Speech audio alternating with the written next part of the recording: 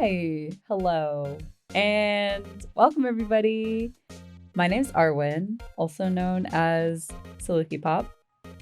I'm an animator slash illustrator slash very inactive on every single social media account I've had ever right now. But today, I was interested in starting what's hopefully going to be a series of Artist Alley related videos.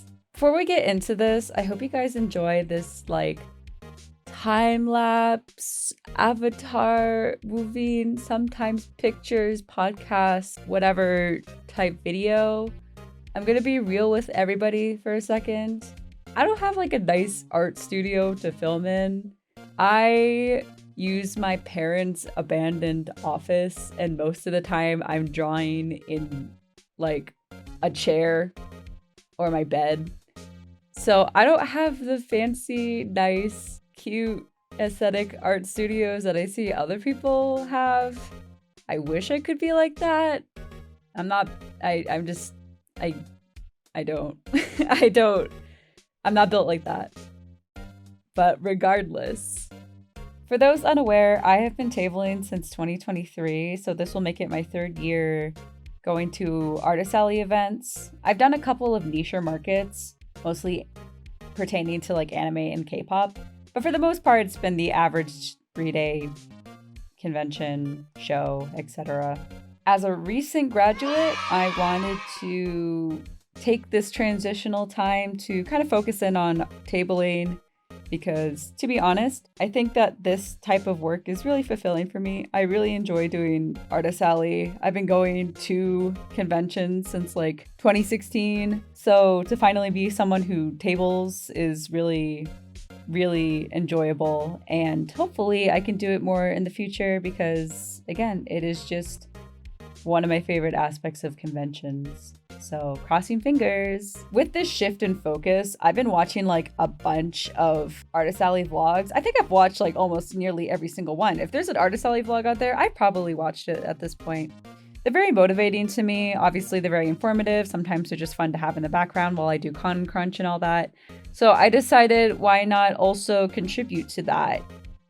And hopefully you guys will also enjoy it. If not, just find it informative or take something out of it, I guess. I don't know. I'm just ranting about my current issues and possible solutions for my progress, whatever.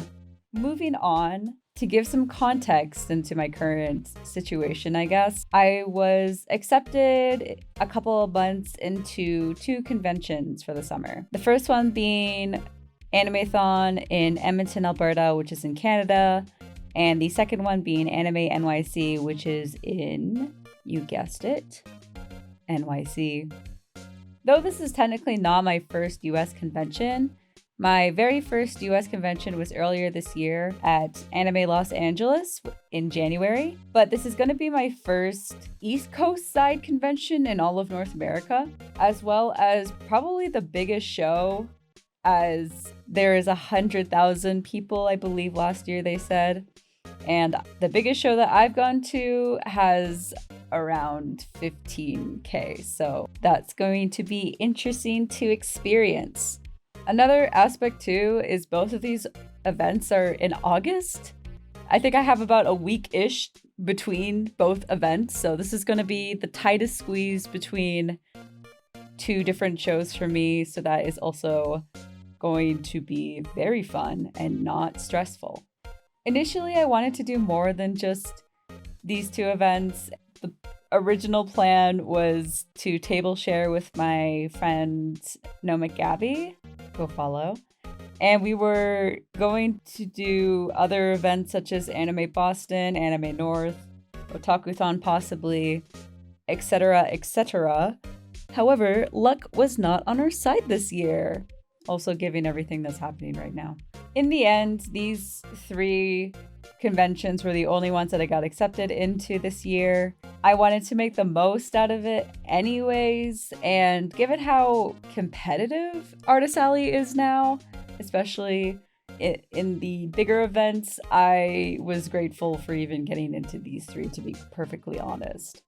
So now that I'm fully in Artist Alley Con prep mode, there's a few things on my plate that I wanted to focus on as I use the rest of my time here. The main three things that I want to discuss is making merchandise, obviously, upping my brand and display, and the third one is prediction? Question mark.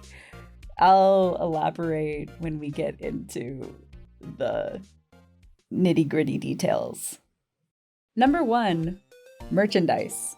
As I mentioned, putting more of my focus into tabling and everything like that, I felt that this starts from the very thing that I'm selling, and that's the merchandise that I'm creating.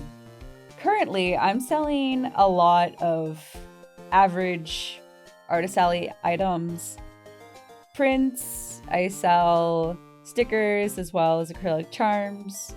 I'm going to be debuting photo cards and acrylic standees this year, but for the most part, it's very average Artist Alley wares. Every convention that I get accepted into, I always try to push myself a little bit further into designing merchandise. I think that even within a few years of doing this, I've learned a lot about how to design merchandise, and I actively try to work to make it better, or at least as best I can each year, trying something new. I think like as artists, there's kind of like an expectation that because someone is able to draw, that creating stuff like merchandise comes quite easy. And on one hand, it probably does. On the other, I do think that it's kind of its own art form in media in a way that has its own conventions and things to appreciate that doesn't really exist in traditional forms of illustrating and everything like that. I'm always very fascinated by really good merchandise and designing. When it's done well, it's really impressive, and there's always that thought of like, damn, why didn't I think of that? It's definitely a challenge that you don't realize until you're actively doing it, I believe. I think for the most part, my artwork is like fine. Like some of my designs I really enjoy, and my prints definitely reflect my strong suits in what I've come to appreciate in composition and colors and everything like that. But there's always something more that I wanted out of creating these works through the years. I think that this kind of challenge to create good merchandise is fun, a little bit stressful, but also a little bit fleeting in a way. There's the satisfaction of like finishing the merchandise that you made, seeing it once you finally get it made, either by a manufacturer, by yourself, selling it for like 2 shows, and then immediately I get bored and I don't want to look at it anymore. But that's kind of just the curse of being the one who created the thing in the first place. Besides wanting to improve on the products themselves, I also wanted to expand my catalog in terms of amount of fandoms I'm selling versus like the actual amount of products that I have to sell. When I first started tabling, I started with like a lot of pre-existing artwork that I had on me. And at that point, it was mostly K-pop. So while I still enjoy listening to K-pop and I have my favorite groups, TXT, Heart, and creating the work for it is still something that I would like to do. I've had this like nagging voice in my head for a little bit now that it's kind of too much of the same thing on my table, just having mostly K-pop. Even though it's like more popular than it was when I first started, at the same time, with an anime convention, it's still kind of a niche of its own niche. And I felt that while I'm guaranteeing my sales if people do enjoy K-pop as well, I think that it does turn away people almost immediately. I noticed some customers would look, they might say to themselves or to their friends, they're like, oh, it's K-pop. And then they kind of just move on. Despite the fact that I do have a variety of different anime / video games / non-K-pop stuff. So I was always sad they kind of missed out on it, I guess.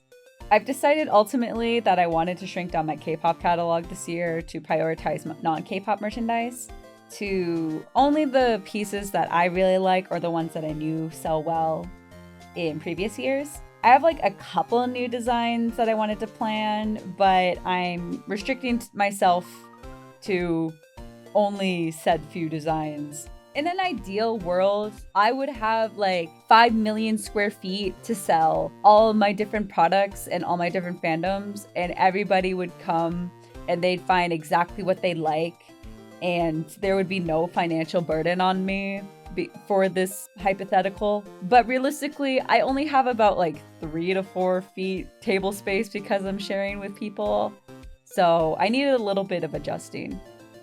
Of course, this isn't to say like I'm selling less of like what I want in my heart, because I'm just replacing these pieces with like other fandoms I enjoy. It's just from not K-pop. But here is the problem. I have this like disease in my brain, guys. I just keep latching on to shows and like things in general that like maybe 10 people max care about. Or they just aren't that relevant anymore in the grand scheme of what's trending at the moment. I call it my hipster complex. I'm not intentionally trying to seek out niche media. It just happens I can't control who I am. On a similar note, I'm also just someone who can't put my heart into something that I just like, I kind of like, or I just haven't like indulged in all of the media, if not most. Even if it's going to guarantee sales based off of how popular that franchise is. I can respect people who can push through that. I'm just not built like that. I like what I like, and I can only draw what I like, so this is my conundrum. That being said, I decided this year that I wanted to go ham with everything that I enjoy, regardless of how much I think that my products will sell. I want to be the change that I want to see. For example, as you saw in today's time lapse, I like Ace of Diamond. This is one of my favorite top anime of all time. If you guys like sports anime, by the way, like if you liked Haikyuu, if you happen to watch Awashi, I don't know. If you just like sports anime in general, I'm gonna be real and put my 100% recommendation into this series. It has a lot of episodes, but trust me, guys, please watch it. It's so good. The real purpose of this video was not an artist alley video. I've tricked you all. This is simply just advertisement for Ace of Diamond because I want to spread the good word / propaganda. I've created like a couple of items for Ace of Diamond. I have a print and I have a sticker sheet, and I plan to do more. And on one hand, I know I have like 100% awareness that only so many people are going to find it and buy this product of mine. I think I've sold 4 prints of it the first time that I debuted it. And even though, yes, that is not a lot, what matters to me is every single time it comes with people who also are very passionate about it, and we get to talk about it for a bit very excitedly. And to me, that's worth $1 million per sale. Moving on to the expansion, I guess. I've sketched out maybe the most merchandise I've ever had for these upcoming conventions. I'm talking like 12 new sticker sheets, 20-ish individual stickers, 10 plus charm designs, etc., so on and so forth. At previous conventions, for reference, I would muster up maybe like 2 new print designs, maybe 10-ish stickers if I'm good enough, and 1 new charm design. So I'm really stepping it up this round. I am hoping that I can drive returning customers with newer products as well as possibly introduce new customers. But we'll just have to see. I can't tell for sure.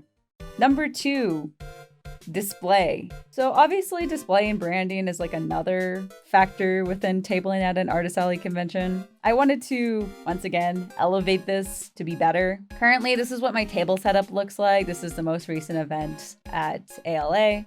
Again, like, it's fine. I've definitely improved since my first year tabling, but like, there's still places I can improve on, obviously. I'm investing in the table runner this time, for instance, and I wanted to change up the labels so the branding's more consistent. I based this new runner, and by extension, the rest of my brand, off of this Taman advice piece that I drew a couple years ago that I use as my business card, and I have no plans on changing because I think it looks nice. Bright, intense, neon-esque colors are usually something I use a lot in my artwork. I just always find it fun to have a lot of saturated colors. So I thought it'd be good to like incorporate it into the branding itself. Otherwise, I don't really have much self-perception or great self-perception. So I don't know what matches my identity, I guess. To me, I just see my art as that's what it looks like, and I don't know. That's a little existential crisis for me to figure out. But regardless, I enjoyed how the design came out. And hopefully with the fixing up labels and everything that I'm going to do later this month, I guess, I'm excited for the finished result. For the actual layout of the table itself, I have already done plans pretty intensively with both my table mates for the respective conventions, since I wanted to accommodate for the fact I want to expand with so many different products. With a 6-foot table halved for animethon, I realized that I needed a second wall to host all my new designs. The issue, at least with animethon, is that with how I planned it, I am going to have to sacrifice some self-serving. I've always done self-serve for stickers and mini prints, but because I'm trying to prioritize more sticker sheets this year, I decided that I was going to get rid of my self-serve for mini prints. Not ideal, but obviously if I were to choose something to self-serve, I would want it to be my stickers over my prints. Anime NYC, in contrast, I'll have 4 feet of space, but the downside is that there's height limitations off of the table. You can only have 4 feet above the table directly, but you can have 10 feet behind if you have prints and stuff like that. So this will be my first time incorporating a photo stand, so that will be interesting. Overall, I'm still hammering away at these ideas and I'll have to experiment, but besides that, super duper excited because again, I like doing stuff like this. Number 3, prediction. So for some additional context, I forgot to mention, Animethon is the convention I've been going to the longest as a vendor. This is my 3rd year. And because of that, I have been able to kind of predict based off of what I'm drawing, like what's gonna sell and what won't. Of course, every year it might differ. My numbers definitely show that sometimes, but for the most part, I am aware of what sells. For instance, there's a lot of stays in Edmonton for some reason, so my Stray Kids stuff always does really well. Now, when I say prediction, I'm talking about like the ability to know how much product to bring and what products to bring. And of course, this is not a guarantee no matter what you do. I don't think anyone can predict how a show will go, but I wanted to get like a little bit better at it from what I do have and the numbers I wrote down in previous years. So regardless that I am aware of what sells well at Animethon, because I'm debuting just so many new products, I still have zero idea.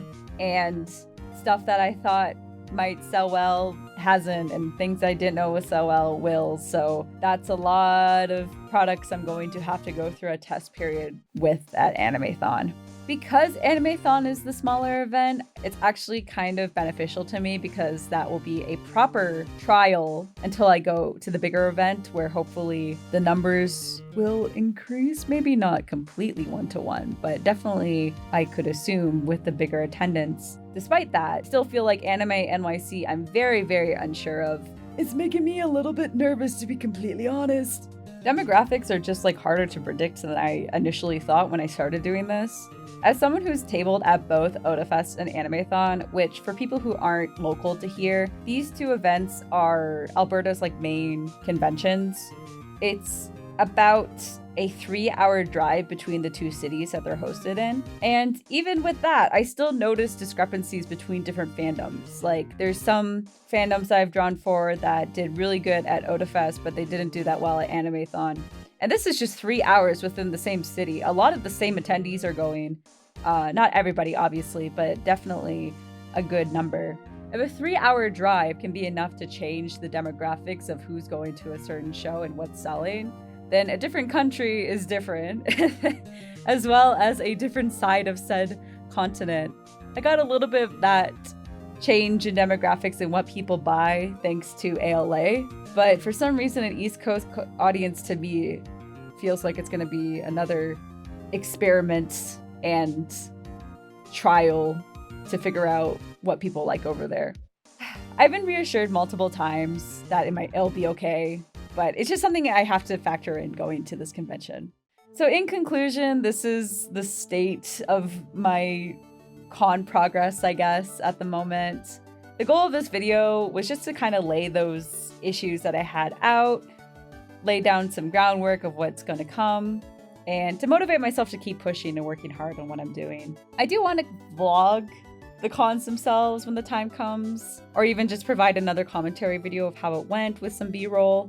It's just something that, once again, I'm not a content creator. I'm not built like a content creator, so I just keep forgetting to film every time I did want to vlog, and I hate thinking about having to to vlog during times where people probably might want to talk to me, or I also have to edit my face, and I just would rather make it easier for myself. But I still want to showcase the process of doing an artist alley, because I think it's always fun to see everybody else's, because everyone has their own ways of thinking and business philosophy and everything like that too. So again, hopefully you guys want to hear more, maybe, and see how this goes. And yeah, let me know. I don't know how to conclude this video, so I will see you guys later.